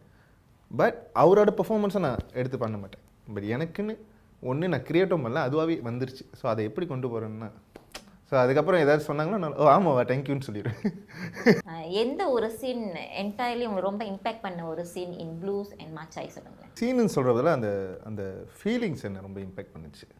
இந்த மாதிரி இப்போ ப்ளூஸில் வந்து கார்த்தி, நான் என்ன நினச்சேன்னா, ஒரு சீனில் உட்காந்துருக்கிறப்போ அது ஷூட் ஓடி இருந்துச்சு. ஷூட் ஓடுறப்பவே வந்து எனக்கு என்ன ஃபீல் பண்ணுதுன்னா, உண்மையிலே யாருமே இந்த இண்டஸ்ட்ரியில் உள்ளவங்க கார்த்தியாக வாழக்கூடாதுன்னு நான் நினச்சேன். அந்த ஒரு கட்டத்தில் இந்த மாதிரி வாழக்கூடாது அப்படின்னு நினச்சேன். ஸோ ஐயோ எப்படி இந்த மாதிரிலாம் வாழ்ந்தோம்னா எப்படி இருப்போம் அப்படின்ட்டு. ஆனால் ஃபுல் அண்ட் ஃபுல் நம்ம மலேசியாவில் எப்படி, ஏன்னா சஞ்சய் படம் எல்லாமே அந்த மாதிரி ஸ்டைல் தான், ஃபுல்லாக ரொம்ப நேச்சராக இருக்கும்ல. ஸோ அது ரொம்ப இம்பேக்ட் பண்ணுச்சு. அண்ட் மாச்சாயிலையும் பார்த்தீங்கன்னாலும் இவனுக்கு 3 பேர் இருப்பாங்க. ஐயோ இந்த மாதிரி இருக்காது. ஏன்னா பார்த்த கேரக்டர் இதெல்லாம் நான் லைஃப்பில் பார்த்த கேரக்டர். ஃப்ரெண்ட்ஸும் சரி, நான் சின்ன வயசுலேருந்து வர்றப்போ நான் கம்பவுண்ட்லேருந்து வந்தேன். ஸோ போர்ட்லைன்லேருந்து வந்தேன். ஸோ அங்கே நிறைய பேரை பார்த்துருக்கேன். எங்கள் அண்ணன் ஃப்ரெண்டாக இருக்கட்டும், தம்பி ஃப்ரெண்டாக இருக்கட்டும், என் ஃப்ரெண்டாக இருக்கட்டும், நிறைய பேரை பார்த்தேன். அந்த கேரக்டர் எல்லாமே இந்த மாச்சாய் கூட வாழ்ந்த கேரக்டர்ஸ். ஸோ எப்போதுமே இருக்கும். மாச்சாய் பேர் வச்சாலே பார்த்துக்காங்களேன். என் பேர் சியாமு. ஊசி ஜேக் இதெல்லாம் வந்து கண்டிப்பாக ஒரு குரூப்பில் இருக்கும். ஸோ அதே மாதிரி தான் நான் பார்த்து அது ஒரு நல்ல ஒரு இம்பேக்ட்ஃபுல்லாக இருந்துச்சு எனக்கு. இர்ஃபான் கூட நடித்த அந்த அனுபவம் எப்படி இருந்துச்சு? ஏன்னா அதில் பார்த்தீங்கன்னா அவரும் ரொம்ப கூலான ஒரு கேரக்டர் தான் பண்ணியிருப்பாரு. எல்லாருமே வந்து ஒரே மாதிரியான ரியாக்ஷன்ஸ் மாதிரியே கொடுத்துருப்பாரு இல்லையா? அது எப்படி இருந்துச்சு? அவர் ஒரு மர்மமான கேரக்டர் தான், ஆனால் நல்ல பெர்ஃபார்மர், குட் பெர்ஃபார்மர். எனக்கு ரொம்ப ஈஸியாக இருந்துச்சு கொண்டு போகிறதுக்கு. ஏன்னா எங்கள் 3 பேர் தர மட்டுமே எத்தனையோ சீனு ஒன் டேக்லேயே போய்கிட்டு இருக்கோம், அப்படியே போய்கிட்டு இருக்கும் ஒன் டேக்லேயே. அது லைவ் சவுண்டு வேறு, ஆன் த ஸ்பாட். நம்ம ரிஹர்சல் பண்ணோம்னா அது இண்டோவில் பண்ணோம், பட் இது லொக்கேஷனில் வந்து பண்ணுறப்போ வேறு மாதிரி. என்ன சொன்ன மாதிரி சில ஃபியூ புதுசாக போகிறோம், பட் நம்ம ஓவராகவும் பண்ண மாட்டோம். இதுக்கு என்ன ஏற்றபடியோ அதுதான் நம்ம ஆல்ரெடி 2 மாதத்தில் மைண்டில் ஃபுல்லாக இருக்குல்ல, அது நேச்சுரலாக அப்படியே வந்துடும். ஸோ கூட பண்ணுறப்பே நானுமே நிறைய லேர்ன் பண்ணிக்கிட்டேன். இர்ஃபான்ட்டையும் சரி, குபேன்ட்டையும் சரி, சுபாகிட்டையும் சரி, நிறையா லேர்ன் பண்ணிக்கிட்டேன் நானும். எனக்கு அவங்க பெர்ஃபார்மன்ஸ்லாம் சூப்பராக இருந்துச்சு பார்க்கறதுக்கு. பெர்ஃபார்ம் பண்ணுறப்பே நல்லா இருந்துச்சு. குபேன், கருணா, தினேஷ் வந்து என் கூட தொடர்ந்து நடிச்சுக்கிட்டே இருக்காங்க. பட் இது வெளியாகி ஒருத்தங்க கூட ஒர்க் பண்ணலாம் அப்படின்னா இர்ஃபான் கூட ஒர்க் பண்ணலாம் அப்படின்னு ஒரு தாட் வந்தது. ஏன்னா அவருடைய 2-3 மற்ற சில இதுகளை நான் பார்த்துருக்கேன். ஸோ இர்ஃபான் கால் பண்ணி கூட நான் பேசியிருக்கேன். கால் பண்ணி சொல்லுவேன், இந்த மாதிரி அந்த நேச்சுரலாக பண்ணுறீங்க, சில விஷயம் ரொம்ப சர்வசாதாரணமாக வருது அப்படின்னு, ஃப்யூச்சரில் நம்ம பார்க்கலாம் அப்படின்னு. அப்புறம் மாச்சாயில் வந்து அதுக்கப்புறம் தான் அவரை நடிக்க கொண்டு வந்தோம். ஒரு இன்டர்வியூ கூட இர்ஃபான் என்ன சொல்லியிருப்பார் அப்படின்னா, இப்போ இவங்க 3 பேர் அண்டர்ஸ்டாண்ட் பண்ணிக்கிட்டாங்க நம்ம ஒர்க்கிங் ஸ்டைல். இர்ஃபானுக்கு வந்து புதுசாக இருந்துச்சு அப்படின்னாரு. நான் டோட்டலி வேறு, பட் அந்த டோட்டல் அந்த டைனாமிக்ஸ் வந்து ரொம்ப நல்லா இருந்துச்சு. இர்ஃபான் ஒரு நல்லா பெர்ஃபார்ம் பண்ணியிருந்தார். ஸோ இவங்க இப்போ சொன்ன மாதிரி இந்த 4 பேர் கூட சேர்ந்து ஒர்க் பண்ணுறதே நல்ல ஒரு ஃபன்னான ஒரு இதாக இருந்தது. சஞ்சய், இப்போது என்டையர்லி டெக்னிக்கலி என்ன மாதிரியான விஷயங்கள் பண்ணீங்க, அதை பற்றி டெக்னிக்கல் க்ரூ பற்றி கொஞ்சம் சொல்கிறீங்களா? கண்டிப்பாக. டெக்னிக்கல் க்ரூ நீங்கள் பார்த்தீங்கன்னா தொடர்ந்து 2 ப்ளூஸ் அண்ட் மாச்சாய்க்கு வந்து குவைலோன்னு சொல்லுவாங்க. அவர் பேர் உண்மையான பேர் டேவிட், பட் அவர் ஸ்க்ரீன் நேம் வந்து குவைலோ. அவர் வந்து ஒரு ஸ்பானிஷ் டைரக்டர், அவரும் ஒரு டைரக்டர், அவர் வந்து ஒரு சினிமாட்டோகிராஃபர். இங்கே லோக்கலில் வந்து இங்கே ஒரு கல்யாணம் பண்ணி இங்கே செட்டில் ஆகிட்டார். மெட்ரோ மாலை பண்ணியிருந்தார், மெட்ரோ மாலை, சிம்பிள் மனுஷன்லாம் பண்ணியிருந்தார். அப்புறம் நம்ம கூட வந்து ப்ளூஸ் இது பண்ணியிருந்தார். அப்புறம் ப்ரொடக்ஷன் டிசைன் வந்து போகலட்சுமி பண்ணியிருந்தாங்க. மியூசிக் நீங்கள் பார்த்தீங்கன்னா நிரோஷன், 2 படத்துக்கும் நிரோஷன் பண்ணியிருக்காரு. அப்புறம் சவுண்ட் டிசைன் வந்து ஜேசன் சவுண்ட் யூனிவர்ஸ் பண்ணியிருந்தாங்க. அப்படின்னு ஒரு செட் ஆஃப் அதே டீம் தான் நம்ம திருப்பி ரிப்பீட் பண்ணோம். கிட்டத்தட்ட மாச்சாயில் நீங்கள் பார்த்தீங்கன்னா நம்ம டெக்னிக்கலி ஒரு விஷயம் எக்ஸ்ட்ராவாக நம்ம என்ன பண்ணோம் அப்படின்னா, ஃபுல்லாமே வைட் ஆங்கிள் லென்ஸில் தான் ஷூட் பண்ணியிருப்போம். இப்போ கருணாமா சொன்ன மாதிரி சில சீன்கள் வந்து நீங்கள் பார்த்தீங்கன்னா ஒரே டேக்கில் போய்கிட்டு இருக்கோம், நடுவில் க்ளோஸ் அப் அதெல்லாம் வராது. ஸோ வைட் ஆங்கிள்லேயே ஃபுல்லாக போய்கிட்டு இருக்கோம் அப்படிங்கிற மாதிரி இது பண்ணியிருப்போம். ப்ளூஸில் வந்து பர்டிகுலராக என்ன பண்ணோம் அப்படின்னா, எனக்கு வந்து பர்சனலாக கேல் பிடிக்காது. ஆக்சுவலி நான் வந்து நார்த்லேருந்து வந்திருக்கேன். ஸோ பல வருஷம் எனக்கு கேல் அந்த வைப்ரேஷன் பிடிக்காது. ஸோ ஒரு கட்டத்துக்கு மேலே வந்து சரி இந்த கேல் இத்தனை வருஷம் வந்துட்டோம், கேல் நம்மளோட வீடாகவே ஆயிடுச்சு, அது பிடிக்காமல் இருக்குமா, அந்த கேல் அண்டர்ஸ்டாண்ட் பண்ணிக்குவோம் அப்படி. அது ப்ளூஸ்க்காக நாங்கள் வந்து நான் அப்புறம் என்னோடய ஏடிஸ்லாம் வந்து சும்மா கேலில் நடந்து அந்த கேலில் வைப்ரேஷன் எடுத்துக்கிட்டோம் எப்படி இருக்கணும்னு. ஸோ அந்த கேலோட மூட்டை எடுத்துகிட்டு படத்துக்குள்ளே கொண்டு வரணும், கேலில் பார்க்காத சில இடங்கள் எல்லாமே சினிமாட்டோகிராஃபியில் வரணும் அப்படி டிசைன் பண்ணிப்பட்டது. கூட ஞாபகம் இருக்கு, ஒரு ஃப்ரெண்டு வந்து இந்தோனேஷியாவிலேருந்து வந்திருந்தார். அவர் என்ன சொன்னார்னா, நான் அடிக்கடி மலேசியாவுக்கு வந்து போகிறப்ப கேல் வந்து ஒரு மலாய்க்காரங்களோட ஏரியா அப்படின்னு நினச்சிட்டு இருந்தேன். பட் இதை பார்த்துருக்கிறது தான் தெரியுது, தமிழர்கள் இவ்வளோ பேர் இருக்காங்க, இவங்களோட வாழ்வு. இதுக்கப்புறம் நான் கேல் பார்த்தேன்னா தமிழர்களோட பார்வையில் நான் பார்ப்பேன், இங்கேயும் ஒரு மைனாரிட்டி பீப்புள் இருக்காங்க, கேல் இப்படி நான் பார்த்ததில்ல அப்படின்னு 2-3 பேர் சொல்லியிருந்தாங்க. கேல் எப்போதும் கேஎல்சிசி காமிப்பாங்க, இப்போ கேஎல்சிசியே காமிக்காமல் the other face of KL காமிச்சது அப்படின்ட்டு. ஸோ ப்ளூஸ் நீங்கள் பார்த்தீங்கன்னா ஒரு போயிட்டிக்காக போகும், கவித்துவமாக போகும். பட் மாச்சாய் வந்து அது டோட்டலாக வந்து வைட் ஆங்கிள் லென்ஸில் வச்சு அது வேற ஒரு இதில் நம்ம பண்ணியிருப்போம். கண்டிப்பாக அவங்களுடைய பங்கு வந்து மிகப்பெரியது இல்லையா இந்த படத்தை வந்து வெற்றிகரமாக கொடுக்கறதுக்கு. இப்போ பொதுவாகவே வந்து ஒரு ஆக்ட்ரஸ் என்ற அந்த பாயிண்ட் ஆஃப் வியூவில் பார்க்குறப்போ மக்களுக்கு வந்து ஒரு பழக்கம் இருக்குதுன்னு நினைக்கிறேன். அதாவது ஒரு கேரக்டர் இவங்களை இதை பார்த்துட்டோம்னா இதே மாதிரி கேரக்டரை வந்து எதிர்பார்ப்பாங்க, இவங்க இதே மாதிரி நடிச்சா நல்லா இருக்குமே அப்படின்ட்டு. அந்த மாதிரியான தாக்கம் மலேசிய சினிமா துறையிலும் இருக்குன்னு நினைக்கிறீங்களா? இருக்குது, அது நிறைய இருக்குது. நான் நடித்ததுமே கேட்டாங்க, ஏன் அந்த மாதிரி லவ் படம் பண்ணல, ஏன் இந்த மாதிரி பண்ணல அப்படின்ட்டு. பட் அதை நம்ம பண்ணியிருந்தோமா 2 படத்தோட மறந்துருப்பாங்கன்னு நினைக்கிறேன். ஏன்னா அது வந்து ஒரு கட்டத்துக்கு அப்புறம் நம்மளுக்கு என்ன இதே தான் பண்ணுறாங்கன்ட்டு ஒரு கேள்வி வரும். அதான் அது 2ல் 3 டைப் ஆஃப் பீப்புள் இருக்காங்க. ஸோ இது எல்லாத்துக்கும் நம்ம மேட்ச் ஆகணும்னா நம்ம எல்லாத்தையும் ட்ரை பண்ணி தான் பார்க்கணும். ஏன்னா அவங்க கேட்குறவங்க கேட்பாங்க, ஆனால் நம்ம அதை நிரூபிக்கிறத நம்ம அதை காட்டணும், நம்மளால் இது முடியும் அப்படின்ட்டு, இது சாத்தியம்னு சொல்லி. உங்களுக்கு அந்த அனுபவம் இருக்குங்களா? மூவிஸ்ன்னு பார்த்தீங்கன்னா நான் நடிச்சது ரொம்ப குறைவு. நிறைய மியூசிக் வீடியோஸ், ஷார்ட் ஃபிலிம்ஸ் தான் போயிருக்கு. ஸோ மக்கள் என்னை ஃபுல்லாக வந்து பெர்ஃபார்மிங் பண்ணி பார்த்தது குறைவு தான் நான் சொல்லுவேன். நான் எங்கேயும் வந்து லீட்டாக பண்ணதே இல்லை. ஸோ என்னோட தியேட்டரிக்கல் மூவியும் பார்த்தா ரொம்ப கம்மி தான். ஐ மீன் ஆக்சுவலி இல்லை, தியேட்டரிக்கல் மூவியே இல்லை. ஸோ இப்போ மாச்சா வந்துச்சுன்னா அதுதான் எனக்கு ஃபர்ஸ்ட்டாக இருக்கும். ஸோ எனக்கு இந்த மாதிரி வந்ததில்லை ஆக்சுவலி ஆனஸ்ட்டாக. டைரக்டர் பாயிண்ட் ஆஃப் வியூ இது சொல்லுங்க நீங்க. இந்த மாதிரியான ஒரு தாட் ஒரு ஒரு ஒரு விஷயம் வந்து மலேசியால எப்படி இருக்குது? இல்லை மலேசியாவில் வந்து உண்மையை சொல்லணும் அப்படின்னா மலேசியாவில் வந்து பொறுத்த வரைக்கும் என்னென்னா நம்ம நம்ம எல்லாமே ஒரு செகண்டரி தான். அதாவது இந்தியா சினிமா தான் மிகப்பெரிய சினிமா. சில பேர்லாம் கேட்பாங்க எதுக்கு மலேசியாவில் படமே எடுக்கிறீங்கன்னு கேட்பாங்க. அங்கேருந்து தான் இந்தியா படம் வந்துக்கிட்டு இருக்குல்ல, எதுக்கு படம்லாம் எடுக்கிறீங்கன்னு சொல்லி அப்படி கேட்டவங்களாம் இருக்காங்க. இதே கேள்வி வந்து மலேசியா மலாய் படத்துக்கு வராது. ஏன்னா இந்தோனேஷியாவிலேருந்து படம் வந்தாலும் இங்கே உள்ள மலாய் படம் தான் பிரதானமாக வைக்கிறாங்க. அங்கேருந்து வர இந்தோனேஷியா படங்களுக்கு வந்து ஒரு கிளியர் கட்டான ஒரு பவுண்டரி இருக்கும். அதே மாதிரி நம்மள மாதிரி சீன படங்களுக்கும் அதே பிரச்சனை. ஹாங்காங்லேருந்து படம் வந்து மெயின்லைன் சைனாலேருந்து வர்றதுனால அதை எப்படி சொல்கிறதுன்னு தெரியல. அது ஒரு சாபக்கீடா என்னன்னு தெரில. அது இப்போதும் வந்து இந்தியாவிலேருந்து வர படம் தான் பெருசு. மலேசியாவிலேருந்து வந்து நீங்கள் வந்து ஏதோ ஒரு செகண்ட்ரியாக இருக்கீங்க, ஏதோ பண்ணிக்கிட்டு இருக்கீங்க அப்படிங்கிற மாதிரி ஒரு ஒரு ஒரு தாட் இருந்து. ஏன்னா உலகத்தில் நீங்கள் பார்த்தீங்கன்னா 120 கண்ட்ரிஸ் வந்து படம் செஞ்சிகிட்டு இருக்காங்க. அதில் 70 கண்ட்ரிஸ் வந்து ரொம்ப வீரியமாக படம் பண்ணுறாங்க. ஆனால் நம்ம வெறும் இந்தியாவிலேருந்து வர படங்கள் மட்டும் பார்த்துட்டு மலேசியா படமும் இந்தியா மாதிரி இருக்கணும். இப்போ நீங்கள் கேட்ட கேள்வி எப்படி வரணும்னா ஒரு மோல்டுக்குள்ளே கொண்டு வந்துடுவாங்க. இதுன்னா இப்படி இருக்கணும், இதுன்னா இப்படி இருக்கணும். நான் ஜகாட் ஷார்ட் ஃபிலிம் எடுக்கிறப்போ சுப்பிரமணியபுரமா அப்படின்னு கேட்பாங்க. இல்லை சுப்பிரமணியபுரத்துக்கு முன்னாடியே எத்தனையோ மாஸ்டர்ஸ் வந்து ஒரு பீரியட் கேங்ஸ்டர் படம் பண்ணிட்டாங்க. நீங்கள் சயின்ஸ் ஃபிக்ஷன் பண்ணிங்கன்னா இந்த படமானு கேட்பாங்க. எல்லாமே இந்தியா வச்சு தான் ரெஃபர் பண்ணிக்கிட்டு இருப்பாங்க. இப்போ பர்சனலாக எனக்கு அதை கேட்டு என்ன ஆச்சுன்னா உங்கள் புரிதல் இவ்வளோ தான், அதுக்கு நான் பதில் சொல்லணும்னு அவசியம் இல்லை அப்படிங்கிற மனநிலைக்கு நான் வந்துட்டேன். இப்போ 3 பேர்ட்டுமே ஒரு கேள்வி. இந்த மாச்சாய் மற்றும் இந்த ப்ளூஸ் இதை ஒரு வரியில் சொல்கிறதா இருந்துச்சுன்னா நீங்கள் எப்படி டிஸ்கிரைப் பண்ணுவீங்க? நம்ம டைரக்டர்லேருந்து ஆரம்பிப்போமே. இது வந்து என்னோட கோகு என்னோட ஏடி சொல்லியிருந்தார், ஒரு இடத்துல படித்தார் அப்படின்னு.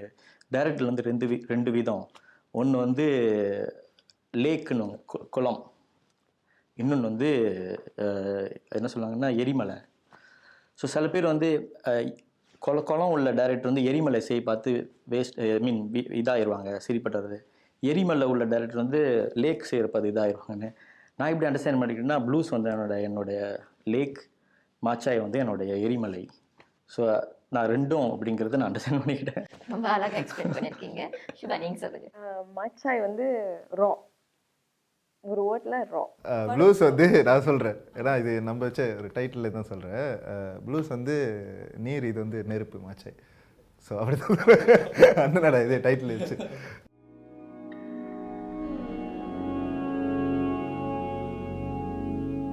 கழுத்து வரைக்கும் நிற்கிதுங்க, மூச்சு முட்டுது, மூழ்கிடுவேன்னு பயமா இருக்கா?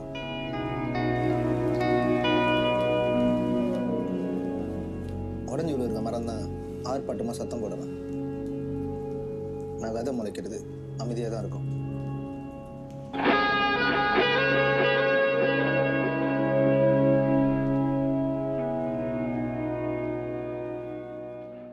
ஜகாட் வந்த பிறகு மலேசிய தமிழ் சினித்துறை வந்து எப்படிப்பட்ட மாற்றத்தை பார்த்துருக்குன்ட்டு அஸ் அ டைரக்டர் உங்களோட point of view, as a actors உங்களோட பாயிண்ட் ஆஃப் வியூ எங்களுக்கு தேவைப்படுது, அது சொல்கிறீங்களா?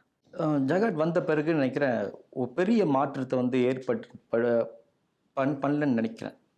எப்படின்னா இந்த ரியலிசம் சினிமா வந்து கொண்டு வரலாம் அப்படின்னு நினச்சோம். ஆனால் ஸ்டில் வந்து இப்போ இந்தியா சினிமாவை பார்த்து தான் நிறைய பேர் பண்ணிக்கிட்டு இருக்காங்க. ஒரு 90% அதை பண்ணுறாங்க.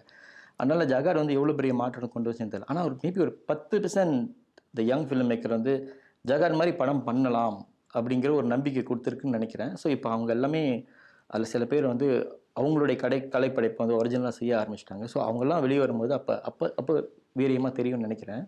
அதனால் இப்போ வந்து இன்னொன்று மேபி ஜகாட் வந்துட்ட பிறகு என்ன ஆச்சு அப்படின்னா இப்போ நிறைய தியேட்டர் கொடுக்க ஆரம்பிச்சிட்டாங்க. முன்னெல்லாம் ஜகாட் வந்தப்போ ஒரு 18 தியேட்டர் தான் கொடுத்தாங்க.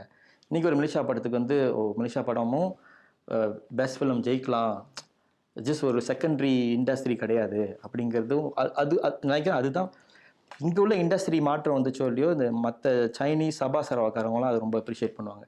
ஏன்னா முதல் மலாய் டாமினன்ஸ் உள்ள இதை உடச்சி ஒரு மைனாரிட்டி லாங்குவேஜ் வந்து பெஸ்ட் படம் எடுக்கலாம் அப்படிங்கிறது எங்களுக்கு எல்லாரும் நம்பிக்கை விட்டுருந்துச்சு அப்படி சொல்லியிருக்காங்க. ஸோ மேபி அந்த மாற்றம் பண்ணியிருக்கும்னு நான் நினைக்கிறேன். உங்களோட ஒப்பீனியன்? அண்ணா சொன்ன மாதிரி தான். இன்னும் ஒன்றும் இல்லை, இன்னும் நிறைய இருக்குதுன்னு நினைக்கிறேன். ஏன்னா இதுக்கு முன்னுக்கு ஒரு 5-6 இயர்ஸ் முன்னுக்கு நான் என்ன நினச்சேன்னா 2 இயர்ஸில் செம்மையாக வந்திருக்குன்ட்டு. இப்போ கேட்டிங்கன்னா இன்னும் ஒரு 5-10 இயர்ஸ் எடுக்கும் போல இருக்கு. ஒன்றும் நம்ம அது ஆக்சுவலி நான் யோசிச்சிருக்கேன், நம்ம ஒரு வேளை இந்த இதில் இருக்கிறனால அப்படி இருக்கா அப்படின்ட்டு. ஆக்சுவலி இல்லை, நம்ம வேறு விஷயத்தை பார்த்து இப்படி மயக்கத்தில் இருக்கோம்னு நினைக்கிறேன். ஸோ அந்த மாதிரி ஒரு ஃபீல் தான் மாற்றம் வரும். ஏன்னா இப்போ நான் இப்போ வெளியே இறங்கி போனேன்னா கேளு, ஸோ கம்பவுண்ட் இருக்கும், இது எல்லாமே இருக்கும். நம்ம அந்த லைஃப் ஸ்டைல் தான் நான் காட்டணும். I understand. நம்ம ஒரு படம் பார்க்க போனால் நல்லா ஃபன்னாக இதாக நம்மளாலே பண்ண முடியும், நம்மளும் பண்ணுறோம். நம்ம இப்போது எப்படின்னா நம்ம 10 படத்தில் நம்ம மலேசியாவில் போடுற ஒர்க்கு இப்போ வெளியூர்லேருந்து வந்துச்சுன்னா நீங்கள் அந்த 10 படத்தை பார்த்தீங்கன்னா அதில் உங்கள் 5 படம் தான் ஆக்சுவலி பிடிக்கும். அது மட்டும் தான் நம்ம பார்க்குறோம். மற்ற 5 படத்தை நம்ம பார்க்கவே இல்லை.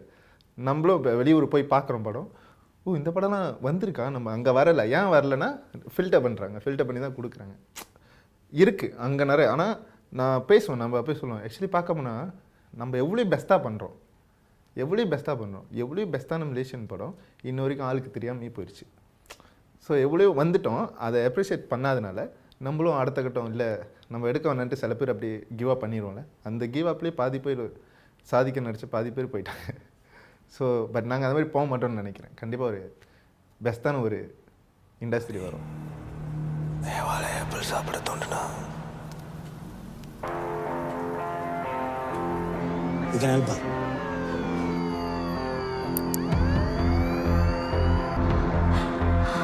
அவங்க சாம்பலாக்கி சாம்பல் தெளிஞ்சு வரதான் நடத்திட்டோம். ஒரு படம் இந்த திரைக்கு வர்றதுக்கு முன் வந்து பார்த்திங்கன்னா அது ஒரு நீண்ட பயணம். அதில் இருந்த சவால்கள், சுவாரஸ்யமான விஷயங்கள், நடிப்பு அப்படி நிறைய விஷயங்கள் வந்து பார்த்திங்கன்னா வணக்கம் மலேசியா நேயர்களோட வந்து நீங்கள் மூவருமே வந்து பகிர்ந்துக்கிட்டீங்க. அதுக்கு ரொம்ப நன்றி. கண்டிப்பாக இது ரசிகர்கள் மத்தியில் வந்து நிறைய எதிர்பார்ப்பை ஏற்படுத்தியிருக்குன்னு நாங்கள் நம்புகிறோம். அந்த வகையில் இறுதியாக இந்த படம் பார்க்கவிருக்கின்ற நம்ம ரசிகர்களுக்கு நீங்கள் மூவருமே என்ன சொல்ல விரும்புகிறீங்க? ரசிகர்களுக்கு என்ன சொல்லுவோம் அப்படின்னா, ஒரு பெரிய ஒரு டைரக்டர் இருக்கார் ஃப்ரான்ஸில், அவர் பேர் ஷான் ஃபியர் மெல்வில். அவர் என்ன சொல்லியிருப்பாருன்னா, படம் எடுக்கிறது வந்து ஒரு டைரக்டர் வந்து ரத்தம், வேர்வை, கண்ணீர் இது 3ல் தான் படம் எடுப்பாங்க படம் அப்படின்னு. ஆனால் பர்சனலி மலேசியாவில் வந்து இந்த 3 படம் எனக்கு வந்து இந்த 3 படம் எடுக்கிறதுக்கும் ரத்தம், வேர்வை, கண்ணீர் தேவைப்பட்டிருக்கு. 3 படம் எடுக்கிறதுக்கும். ஏன்னா நம்மளுடைய இப்படி இருக்கிற இந்த சூழல் இப்படி இருக்கிறதுனால சேட்லி. பட் அதையும் தாண்டி நாங்கள் கஷ்டப்பட்டு படம் எடுத்துட்டோம், அதனால வந்து பாருங்கள் அப்படின்னு சொல்ல போகிறது கிடையாது. நான் என்ன சொல்ல வரேன்னா, இந்த 3 திரைப்படங்களுக்கு வந்து நாங்கள் எவ்வளோ மரியாதை கொடுத்துருக்கோம். அப்போது அந்த படம் வந்து எப்படி பார்த்தாலும் எந்த அடிப்படையிலையும் வந்து ஒரு சோட போகாத ஒரு படம் அப்படி சொல்லிட்டு நாங்கள் நம்புகிறோம். அந்த அடிப்படையில் நாங்கள் எவ்வளோ உழைப்பு போட்டோங்கிறது 2வது விஷயம். அதுக்கு ஒரு மரியாதையை செலுத்திருக்கோம் இல்லையா, அது நல்ல ஒரு கலைப்படைப்பாக வந்திருக்கு அப்படின்னு நான் நம்புகிறேன். அதனால் கண்டிப்பாக எல்லோரும் பார்ப்பாங்க அப்படிங்கிறது நம்புகிறேன். ஓகே, நான் வந்து எல்லாமே இந்த மலேசியா இருக்கிற எல்லா தமிழர்களும் சரி, மற்றவங்களும் சரி, கண்டிப்பாக போய் பார்க்கணும் தான் நான் வேண்டிக்கிறேன். ஏன்னா இப்போ நீங்களாம் போயிட்டு இந்த படத்தை பார்த்தா நான் சொன்ன அந்த 10 வருஷம் மாற்றம் 5 வருஷத்துலேயே வர வாய்ப்பு இருக்குது. ஏன்னா நம்ம பார்த்து மற்றவங்க குறை சொல்கிறவங்கள எல்லாத்தையும் ஒதுக்கி வச்சுருங்க, அவங்கள்ட்ட சேராதீங்க. முடிஞ்ச அளவுக்கு நீங்களாவே போயிட்டு பாருங்கள் படத்தை. உங்களுக்கே போய் பார்த்துட்டு இது வந்து பிடிச்சிருக்கா பிடிக்கலையா இல்லை, நம்ம ஒரு மைண்ட் செட் வச்சுட்டு இந்த படம் நம்மளுக்கு இப்படி தான் இருக்கணும்னு பார்க்குறதுல ஒரு படமாக போய் பாருங்கள், கண்டிப்பாக உங்களுக்கு பிடிக்கும்னு நினைக்கிறேன். கண்ணன் சொன்னதே நான் கொஞ்சம் ஆட் பண்ணிக்கிறேன். மாச்சாயில் வந்து அது ஆக்சுவலி ஒரு ஃபுல் பேக்ட் மூவி. ஸோ பெர்ஃபார்மிங்லேருந்து, கதையிலேருந்து, ஸ்டோரி லைன்லேருந்து எல்லாமே என்கேஜிங்காக இருக்கும். ஸோ அதுக்காக போயிட்டு அட்லீஸ்ட் பாருங்கள் மாச்சாய். ரசிகர்களே, ஜகாட் திரைப்படத்தை நமக்கு கொடுத்த இயக்குனர் சஞ்சய் பெருமாளுடைய அடுத்த 2 படங்களான மாச்சாய் மற்றும் ப்ளூஸ் படங்களை நீங்கள் நேரடியாக திரையரங்கில் போய் பாருங்கள். கண்டிப்பாக உங்களுக்கு பிடிக்கும்னு நம்புகிறோம். நன்றி.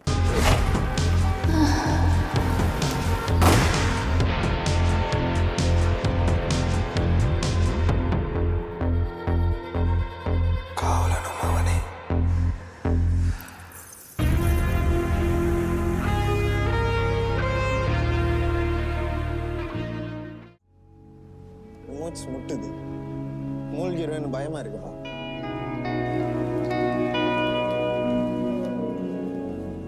உடஞ்சி விழுற மரம் தான் ஆர்ப்பாட்டமா சத்தம் போடலாம்.